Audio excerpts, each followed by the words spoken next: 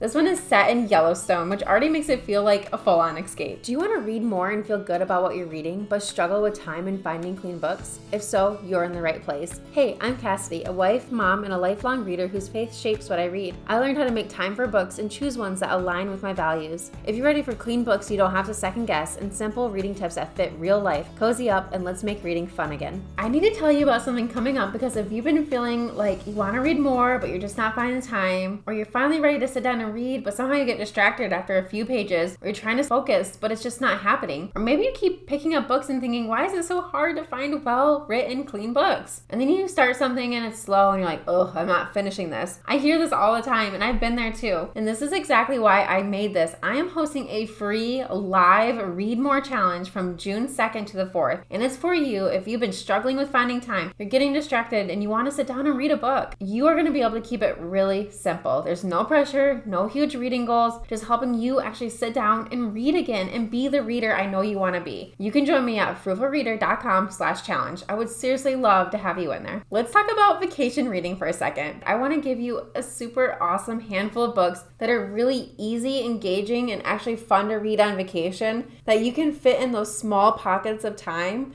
when your kids are not on top of you, so you can actually get some books in while you're relaxing. I like to stick with faster paced stories, maybe with like some romance or mystery or tropes that I already know that I love when I'm planning my vacation reading. But here are some books that I think are super fun. First is Ever Faithful by Karen Burnett. This one is set in Yellowstone, which already makes it feel like a full-on escape. It follows Nate, who actually can't read, and Elias, who is teaching at the Civilian Conservation Corps camp while trying to save money for college. And there's this whole mystery with fires happening around the park. So it's not just a romance. There's some suspense woven into it too. I love this one because it feels really meaningful without being too heavy. It has a really strong faith themes, great character growth, and just really readable. And the national park setting is perfect. She has other books too with the national parks featured. So if you are going to a national park vacation, this is a perfect one to read. Next up is one of my favorite authors who I talk about all the time, by Rosanna M. White. It's The Nature of a Lady. This one is set on a beautiful island, and it follows Libby, who's escaping her situation. But then there's also this mystery about another woman who has disappeared with the same name as her. So you've got this romance, but this kind of thread of intrigue the whole time. I was so hooked on this plot, and what really stood out to me was the faith element. It talks a lot about identity and God's love in a way that feels really natural and not forced. It's one of those books that when you're enjoying the story, but it's also kind of talking to you on a deeper level, which I really enjoyed.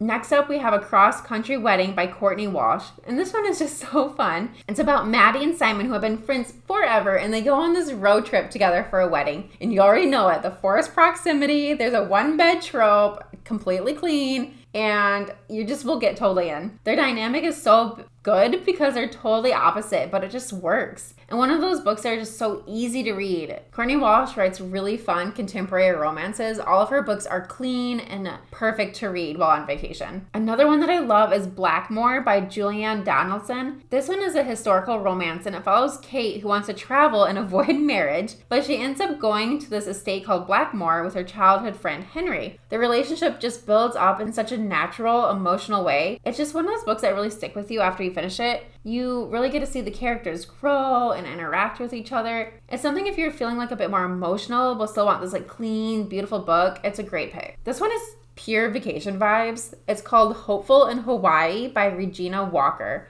She books a trip to Hawaii to prove she doesn't need a relationship, but then obviously she meets someone. And this one is just a really light, fun, kind of Hallmarky read. Nothing is stressful. You can just sit back and enjoy it. Next up is Sadie and the Bad Boy Billionaire by Emma St. Clair. Oh my goodness. This is so fun. And I have to have a caveat too. My husband thinks it's so funny how romance, specifically rom-com authors, name their books. He always gets such a kick out of it. And this one is no exception. He thought the title was hilarious. But anyways, this book is about Sadie, who ends up hiding out in this billionaire's yacht after getting into trouble. Yes, a billionaire's yacht. It's huge. And they're basically kind of stuck together. So you've got this forced proximity, some tension, some good banter. It was so funny at some parts, which is always a win for me. It doesn't really take itself too seriously, and it's just one of those books you can read by the pool and fully enjoy. Next up is When in Rome by Sarah Adams. This one follows a pop star who kind of escapes her life and ends up in a small town. There's a grumpy pie shop owner who comes into the picture, and you can already see where this is going. It has that good grumpy sunshine dynamic, and it does it really well. It's cozy, it's charming, it has that small town feel that's just perfect for vacation reading. I do want to say a caveat about Sarah Adams. Some of her books are not clean, so I wouldn't just go reading any of her books. You have to make sure that they are clean. And she does write on like the more spicier side. It's still clean, but I would say her kissing scenes are a little more explicit and more like fade to black type of feel. So I just want to put that caveat out there. And she does have some language sometimes. Next is Kiss Me Now by Melanie Jacobson. This one is an enemies to lovers, and it's done so well. It follows Ian, who thinks Brooke is basically a gold digger, and he's trying to prove it, which obviously creates tension. There's chemistry, humor, a lot of character growth. And I like this one because it's not just like surface level. It actually has some emotional depth to it, which makes it feel really satisfying at the end. And the last one in our list is Rocky Road by Becky Wade. This one has the opposites attract and fake dating tropes in it, which is a favorite combination. It follows an FBI agent who has to pretend to be someone's boyfriend, and of course, things get complicated. It's just so swoony and fun. Becky Wade is such an amazing author. The pacing is so good, the characters are interesting, and it's just one of those ones that you stay up way too late reading. So here's what I want you to take away from this. Reading on vacation doesn't have to be complicated.